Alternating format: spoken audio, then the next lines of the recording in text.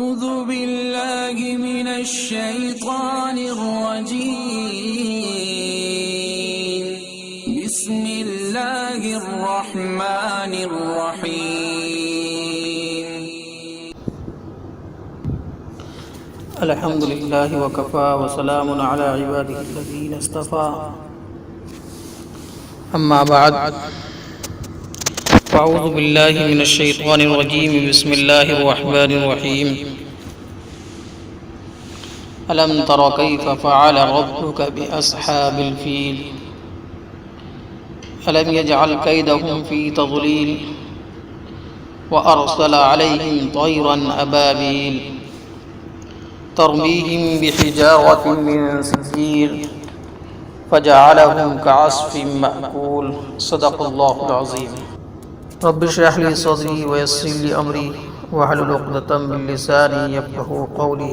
محترم دوست اور بزرگوں، ان مجالس میں درس قرآن کا آغاز ہو رہا ہے۔ آج سے ہم جو مطالعہ کریں گے اور درس ہوگا وہ سورہ فیل کا ہے۔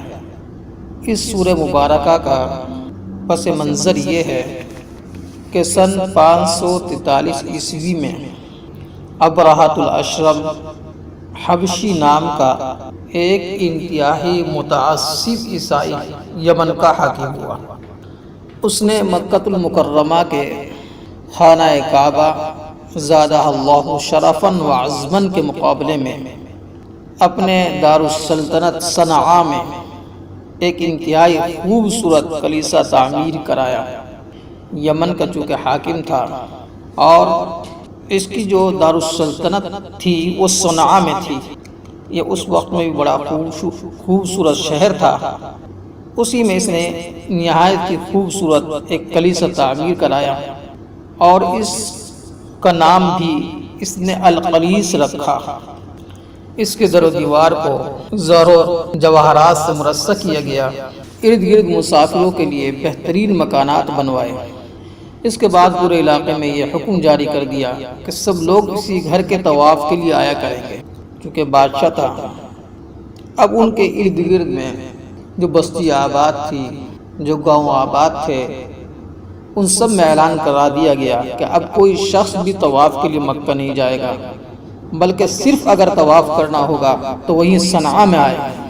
اہل عرب خواہ کتنی گمراہی اور بددینی میں مبتلا تھے، اس کے باوجود خانہ کعبہ کی بہت زیادہ عظمت کرتے تھے اور اپنے اپنے عقیدے کے مطابق اس کا طواف اور حج کرنا اپنے لیے مقدس سمجھتے تھے، بلکہ اپنے لیے وہ فرض سمجھتے تھے۔ ابرہہ کے مذکور اعلان کی جب انہیں اطلاع ہوئی تو انہیں یہ بات انتہائی ناگوار گزری۔ اسی غصے میں صنعاء میں مقیم مکہ کے مشہور قبیلہ بنو کنانہ کے ایک شخص نے کسی موقع سے اس کلیسا میں پاخانہ کر دیا۔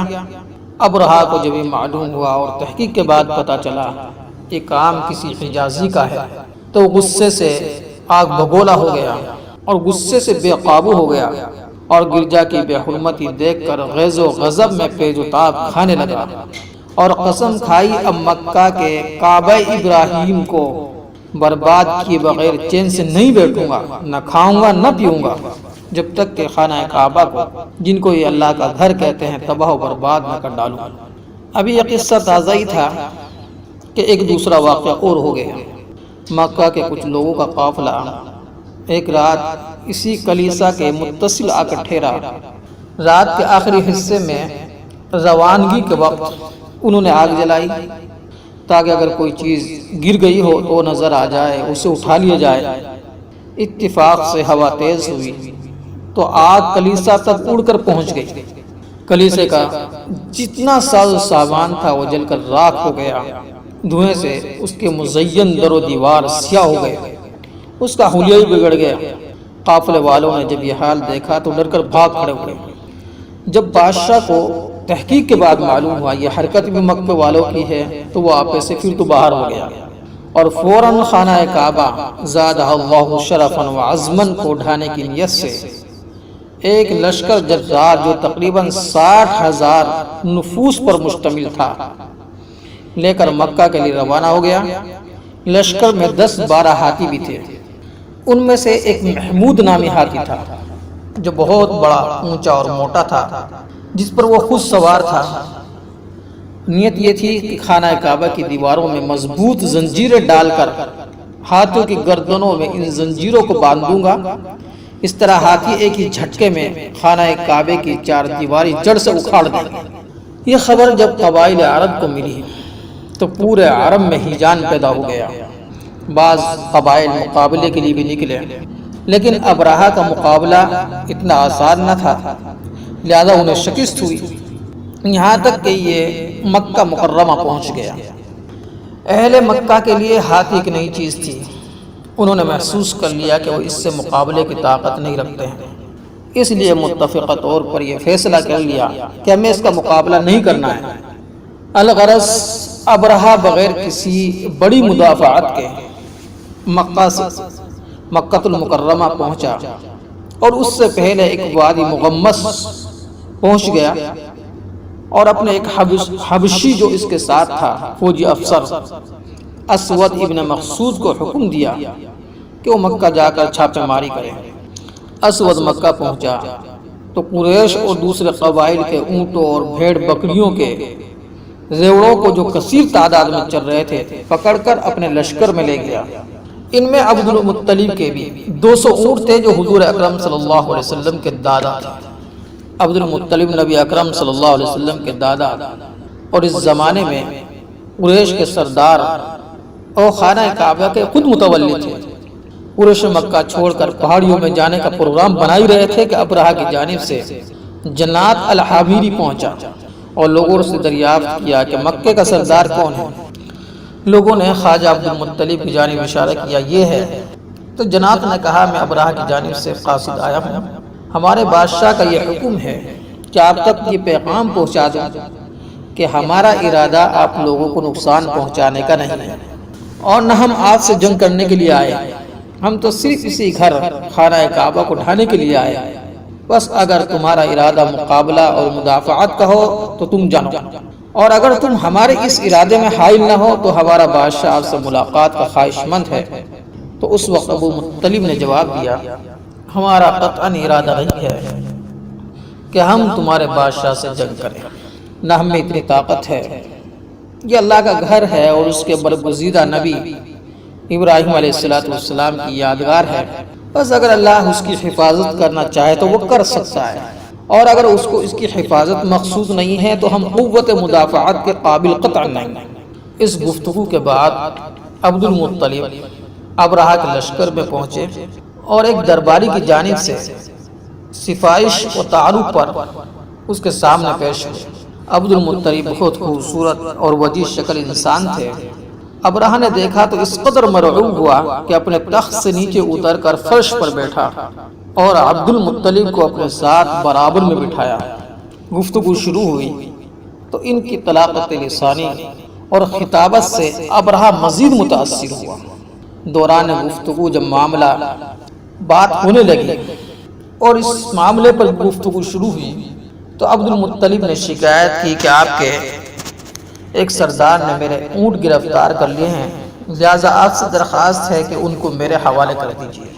ابرہہ نے یہ سنا تو کہا، عبد المطلب میں تو تم کو بہت فہیم اور عقیل سمجھتا تھا کہ تم بہت عقل مند ہو، لیکن اس سوال پر سخت متعجب ہوں۔ تم نے اپنے اونٹوں کو تو چھوڑنے کا ذکر کیا اور خانہ کعبہ جو تمہارا اور تمہارے آبا و اجداد کا کعبہ ہے اور دین و مذہب ہے، اس کے بارے میں تم نے کوئی بات ہی نہیں کی مجھ سے، جبکہ تم کو معلوم ہے میں خانہ کعبہ کو ڈھانے کے لیے آیا، حالانکہ یہ مسئلہ بڑا اہم تھا اور تم کو اس کی فکر کرنی چاہیے تھی۔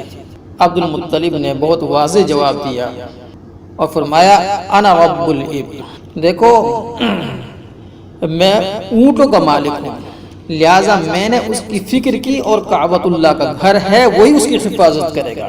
ابرہہ نے جواب سن کر انتہائی متکبرانہ انداز میں کہا، تمہارا خدا اس کو میرے ہاتھ سے نہیں بچا سکے گا۔ عبد المطلب نے کہا، پھر تمہیں اختیار ہے جو چاہے کرو۔ اس پر ابرہہ نے عبد المطلب کے اونٹ واپس کر دیے۔ عبد المطلب نے واپس آ کر قریش اور دوسرے قبائل عرب کو جمع کیا اور تمام گفتگو سن کر یہ مشورہ دیا کہ اب ہم سب کو قریب کسی پہاڑی پر پناہ گزین ہو جانا چاہیے تاکہ اس منظر کو اپنی آنکھوں سے نہ دیکھے۔ جب اہل مکہ کو اس طرح کی خبر ہوئی کہ ہمارے سردار نے یہ حکم دیا ہے کہ ہمیں پہاڑی پر پہنچنا ہے، تو اہل مکہ تمام کے تمام لوگ پہاڑی پر چلے گئے، اور عبد المطلب قریش کے چیدہ لوگوں کو لے کر بھی بیت اللہ میں آئے، اور اس کے دروازے کا کنڈا تھام کر رو رو کر گڑ گڑا کر دعائیں مانگنی شروع کی کہ بار الہ ابرہہ اور اس کے خونخوار لشکر سے اپنے پاک اور ذی عزت گھر کو بچا لے۔ اس وقت عبد المطلب نے بہت سے اشعار کہے تھے، اس کا ترجمہ یہ ہے، یعنی ہم بے فکر ہیں، ہم جانتے ہیں کہ ہر گھر والا اپنے گھر کو بچاؤ آپ کرتا ہے، خدایا تو بھی اپنے گھر کو اپنے دشمنوں سے بچا۔ اللہم ان المرء یمنع رحلہ فامنع رحالک، یہ تو ہرگز نہیں ہو سکتا کہ ان کی سلیب اور ان کی ڈولیں تیرے ڈولوں پر غالب آ جائے، یہ سلیب جو لے کر آئے ہیں یہ عیسائی، ایسا ہو نہیں سکتا یہ اپنے ارادوں میں کامیاب ہو جائے اور تیرے گھر کو ڈھا کر چلے جائے۔ اب عبد المطلب نے بیت اللہ کے دروازے کا کنڈا ہاتھ سے چھوڑ دیا اور اپنے تمام ساتھیوں کو لے کر آس پاس کے پہاڑوں کی چوٹیوں پر چڑھ گئے۔ بعض روایات میں یہ بھی مذکور ہے کہ جاتے ہوئے عبد المطلب نے قربانی کے 100 اونٹ بیت اللہ کے ارد گرد نشانی کے لیے چھوڑ دیے تھے، اس نیت سے اگر یہ بددین آئے اور انہوں نے خدا کے نام کی قربانی کی، ان جانوروں کو چھیڑا تو عذاب الہی ان پر اترے گا۔ صبح ہوئی تو ابراہ نے بیت اللہ پر چڑھائی کی تیاری کی اور اپنے ہاتھی محمود کو آگے چلنے کے لیے تیار کیا۔ نفیل ابن حبیب جو قبیلہ خشعم کا سردار تھا اور ابراہ کو انہدام کعبہ سے باز رکھنے کے لیے اس نے مقابلہ کیا تھا، لیکن شکست ہوئی تھی اور وہ قید ہو گیا تھا۔ ابراہ نے اولاً اس کو قتل کرنے کا ارادہ کیا، لیکن بعد میں راستہ بتلانے کے لیے اسے اپنے ساتھ قید میں رکھنا ہی بہتر سمجھا۔ آگے بڑھا اور ہاتھی کا کان پکڑ کر کہنے لگا، تو جہاں سے آیا ہے وہیں سے ہی لوٹ جا، کیونکہ تو اللہ کے بلد امین میں ہے۔ یہ کہہ کر اس کا کان چھوڑ دیا۔ ہاتھی یہ سنتے ہی بیٹھ گیا۔ ہاتھی بانوں نے اس کو اٹھا کر چلانا چاہا، لیکن وہ اپنی جگہ سے ہلنے کا نام ہی نہیں لے رہا ہے۔ اس کو بڑے بڑے آہنی تیروں سے مارا گیا، اس کی بھی پرواہ نہ کی۔ اس کی ناک میں لوہے کا آکڑا ڈال دیا، پھر بھی وہ کھڑا نہ ہوا۔ اس وقت ان لوگوں نے اس کو یمن کی طرف لوٹانا چاہا تو فوراً کھڑا ہو گیا۔ پھر شام کی طرف چلانا چاہا تو چلنے لگا، پھر مشرق کی طرف چلایا تو چلنے لگا۔ ان سب اطراف میں چلانے کے بعد پھر اس کو مکہ مکرمہ کی طرف چلانے لگے تو پھر بیٹھ گئے۔ قدرت حق جل شانہ کا یہ کرشمہ تو یہاں ظاہر ہوا۔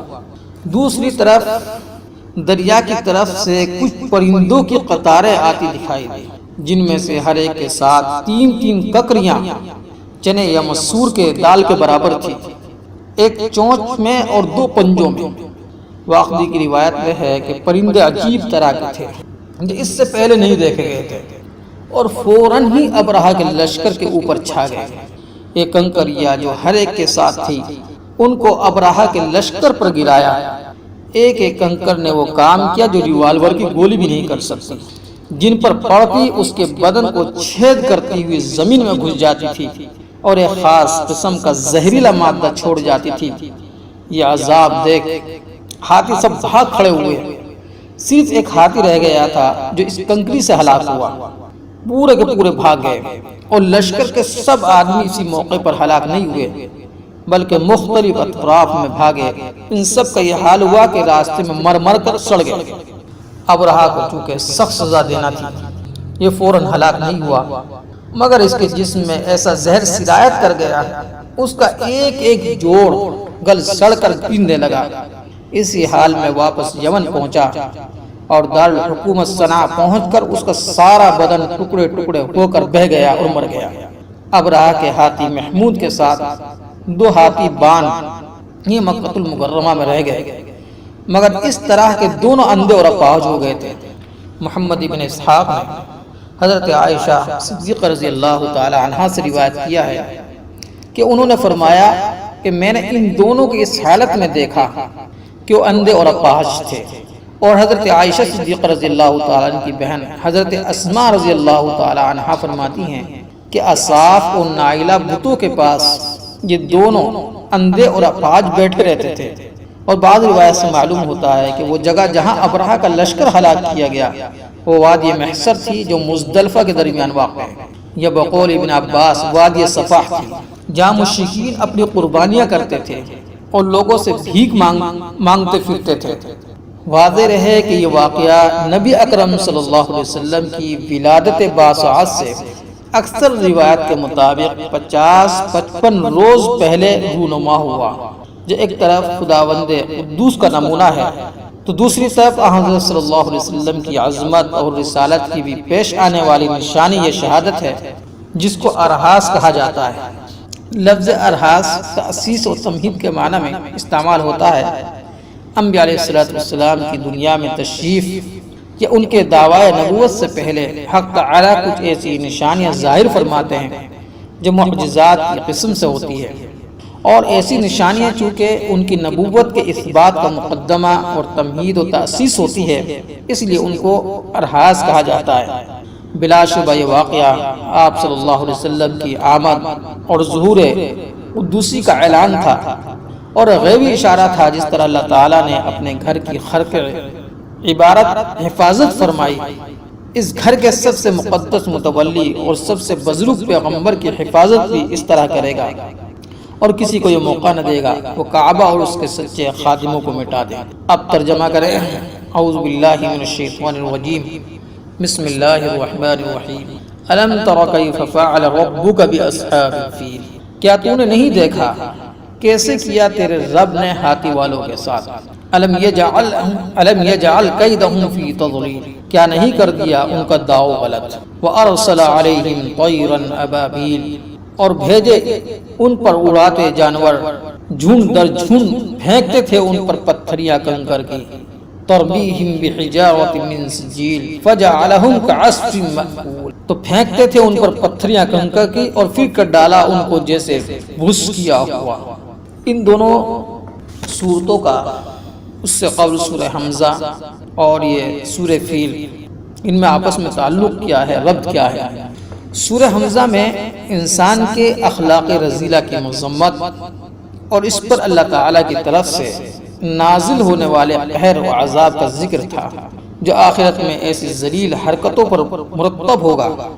اب اس صورت میں یہ بتایا جا رہا ہے خدا کی نافرمانی اور اس کے دین کی دشمنی اور مقابلہ دنیا میں بھی تباہی اور ہلاکت کا موجب ہے، جیسا کہ ابرہہ اشرم کے لشکر نے اللہ تعالیٰ کے گھر پر ناپاک جسارت کی تو کس طرح آسمانی عذاب نے اس کو ہلاک کر ڈالا۔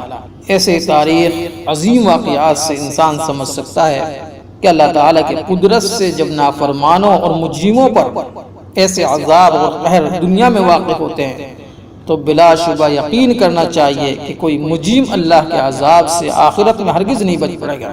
اور جب اللہ تعالیٰ کے گھر کی دشمنی پر اللہ کا یہ قہر اور غضب نازل ہوتا ہے تو جو شخص یا قوم اللہ کے پیغمبر اور اس کے دین کو دنیا میں پھیلانے والے کی دشمنی اور مقابلہ کرے گی وہ کیونکہ عذاب سے بچ سکتی ہے، وہ ہرگز عذاب سے نہیں بچ سکے گی۔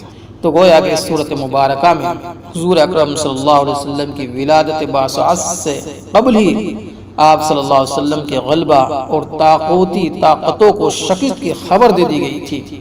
اب یہاں سے تشریح کریں گے۔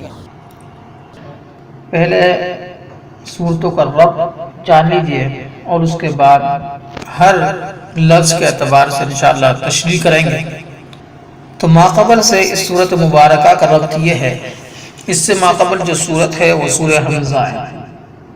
سورہ حمزہ میں انسان کے اخلاق رذیلہ کی مذمت اور اس پر اللہ تعالیٰ کی طرف سے نازل ہونے والے قہر و عذاب کا ذکر تھا، جو آخرت میں ایسی ذلیل حرکتوں پر مرتب ہوگا۔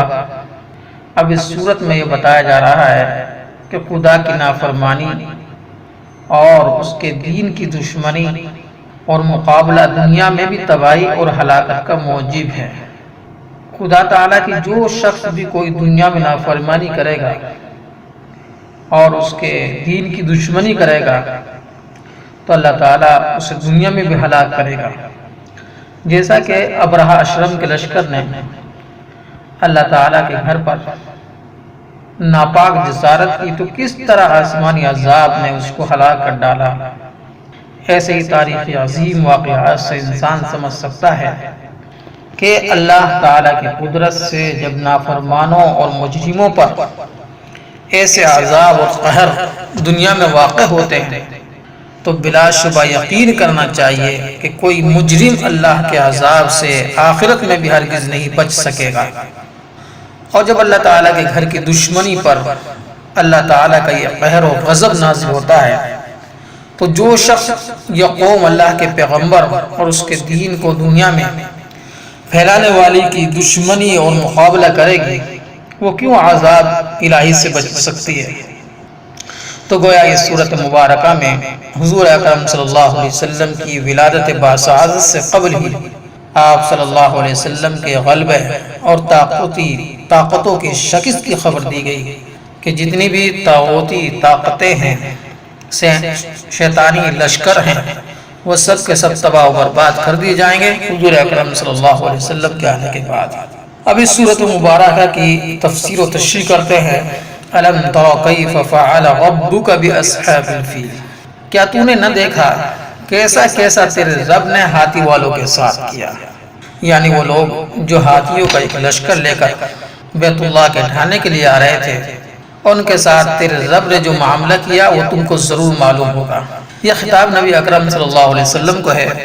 یہاں لفظ رؤیت لایا گیا، کیا آپ نے نہیں دیکھا، جو عموماً آنکھوں سے دیکھنے کے لیے لایا جاتا ہے، حالانکہ یہ واقعہ آپ کی ولادت سے پہلے پیش آیا تھا، اس لیے بظاہر دیکھنے کا یہاں کوئی موقع نہیں، لیکن چونکہ نبی اکرم صلی اللہ علیہ وسلم کی ولادت باسعادت سے چند روز پہلے ہی یہ واقعہ رونما ہوا تھا، زبان زد عام و خاص تھا، اور جو واقعہ عام طور پر مشاہدہ کیا گیا ہو اس کے علم کو بھی لفظ رؤیت سے ہی تعبیر کیا جاتا ہے کہ گویا آنکھوں دیکھا واقعہ ہے۔ اسی قرب عہد اور تواتر کی بنا پر اس کے علم کو رؤیت سے تعبیر فرمایا گیا۔ نیز ایک حد تک دیکھنا بھی ثابت ہے، جیسا کہ اوپر مذکور ہوا، میں نے بیان کیا کہ حضرت صدیقہ اور حضرت اسماء رضی اللہ تعالی عنہما نے ہاتھی بانوں کو اندھا اور اپاہج بھیک مانگتے دیکھا تھا۔ یہاں انہیں اصحاب الفیل کہا گیا، نہ کہ ارباب الفیل یا ملاک الفیل، جس میں ایک لطیف اشارہ یہ ہے یہ قوم اپنی بہیمیت اور عقل و فہم سے محروم ہونے میں یہ فیل ہی کی جنس سے تھی۔ اس بنا پر یہ درست ہے کہ ان کو اصحاب الفیل یعنی ہاتھیوں کے ساتھی کہا جائے۔ الم یجعل کیدہم فی تضلیل، کیا نہیں کر دیا ان کا داؤ غلط؟ یعنی وہ لوگ چاہتے تھے اللہ کا کعبہ اجاڑ کر اپنا مصنوعی کعبہ آباد کریں اور لوگوں سے اس کا طواف کرائیں۔ یہ بیت اللہ کے حرمت اور عظمت کو ختم کرنے کی ایک بڑی تدبیر تھی، مگر یہ تدبیر بیکار چلی گئی اور ان کا داؤ ان پر الٹا واقع ہوا، ان کی تباہی اور ہلاکت کا باعث بن گیا۔ سوال یہ ہوتا ہے کہ ان کی ہلاکت اور برباد کی جو صورت ہوئی ان کا داؤ کس طرح غلط کیا گیا؟ تو اس کی وضاحت کرتے ہوئے قرآن نے ارشاد فرمایا وَأَرْسَلَ عَلَيْهِمْ طَيْرًا أَبَابِيلَ، اور بھیجے ان پر اڑتے جانور جھنڈ در جھنڈ، طیر بمعنی پرندے، اور ابابیل لغت میں متفرق جماعتوں اور ٹولیوں کو کہا جاتا ہے۔ واضح رہے کہ ابابیل اردو زبان میں ایک خاص چڑیا کو کہا جاتا ہے، لیکن وہ یہاں مراد نہیں۔ آنے والے پرندے کبوتر سے کسی قدر چھوٹے تھے اور کوئی ایسی جنس تھی جو پہلے کسی نے کبھی دیکھی ہی نہ تھی۔ حضرت ابن عباس رضی اللہ تعالیٰ عنہ فرماتے ہیں کہ ان پرندوں کی چونچ پرندوں جیسی تھی اور پنجے کتے جیسے۔ اسی طرح حضرت عکرمہ رحمۃ اللہ علیہ فرماتے ہیں کہ یہ سبز رنگ کے پرندے تھے، یہ سمندر سے نکلے تھے، ان کے سر درندوں جیسے تھے۔ اس کے علاوہ اور بھی بہت سے قول ہیں۔ ابرہا خانہ کعبہ کو گرانے کے لیے بڑے بڑے جانوروں یعنی ہاتھیوں کو لایا تھا، اس کے مقابلے میں ابابیل جیسے کمزور پرندوں کو کنکریاں دے کر بھیجا گیا تاکہ معلوم ہو جائے کہ اللہ تعالیٰ کی تائید حاصل ہو تو ایک کمزور مخلوق بھی بڑی طاقتور مخلوق کو زیر کر سکتی ہے، اور اگر اللہ تعالیٰ کی تائید شامل نہ ہو تو بڑی سے بڑی طاقتور مخلوق بھی کچھ نہیں کر سکتی۔ ترمیہم بحجارۃ من سجیل، پھینکتے تھے ان پر پتھر یا کنکریاں، تو ان کے اوپر کنکریاں یہ پتھر پھینک رہے تھے، فجعلہم کعصف مأکول، پھر کر ڈالا ان کو جیسے بھس کیا ہوا۔ سجیل سنگ گل کا معرب ہے جس کے معنی ہے ایسی کنکری جو تر مٹی کو آگ میں پکانے سے بنتی ہے۔ اس میں اشارہ اس طرف ہے کہ یہ کنکریاں بھی خود کوئی طاقت نہ رکھتی تھی، معمولی گارے اور آگ سے بنی ہوئی تھی، مگر بقدر حق اللہ تعالیٰ کی قدرت، اللہ سبحانہ و تعالیٰ کی طاقت کہ انہوں نے ریوالور کی گولیوں سے زیادہ کام کیا، جن پر پڑی انہیں کھائے ہوئے بھوس کی طرح کر ڈالا۔ بھوسے کو کہتے ہیں، اول تو خود بھوسا ہی منتشر تنکے ہوتے ہیں، پھر جب کہ اس کو کسی جانور نے چبا بھی لیا ہو تو وہ تنکے بھی اپنے حال پر نہیں رہتے۔ ابرہہ کے لشکر میں جس پر یہ کنکر پڑی ہے اس کا یہی حال ہو گیا کہ ان کو بھوسے کی طرح کر دیا گیا، منتشر ہو گئے وہ۔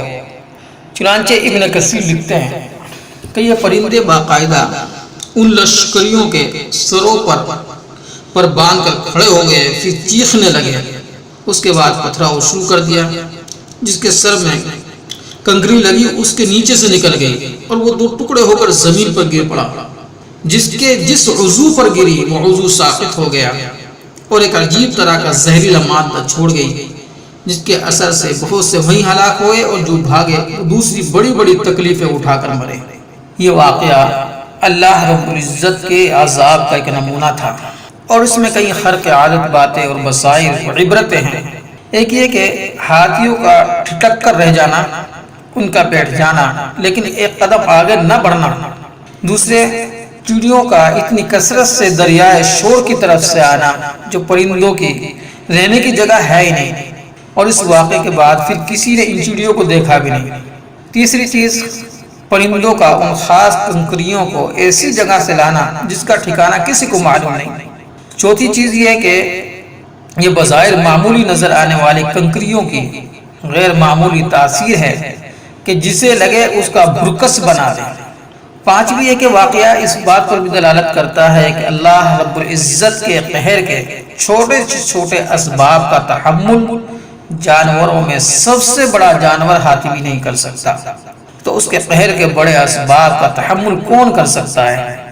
چھٹے، یہ واقعہ اس پر بھی دلالت کرتا ہے کہ جب اللہ تعالیٰ کے گھر کی بے حرمتی ایسے قہر کا سبب ہو سکتی ہے تو اس کے دین و پیغمبر کی بے حرمتی کس قدر اس کے قہر و غضب کا سبب ہوگی۔ ساتویں، یہ واقعہ اس جانب بھی اشارہ کرتا ہے کہ احکامات الہیہ کی بے حرمتی کرنے والوں کو ایسے عذاب و عقاب سے بے خبر نہ رہنا چاہیے۔ ہو سکتا ہے کہ دنیا ہی میں عذاب آ جائے جیسے اصحاب فیل پر آیا تھا، ورنہ آخرت کا عذاب تو یقینی ہے ہی۔ اللہ رب العزت اپنے احکامات کی نافرمانی سے ہم سب کی حفاظت فرمائے۔ بارک اللہ لنا فی القرآن العظیم ورفعنا وإياكم بالآیات والذکر الحکیم۔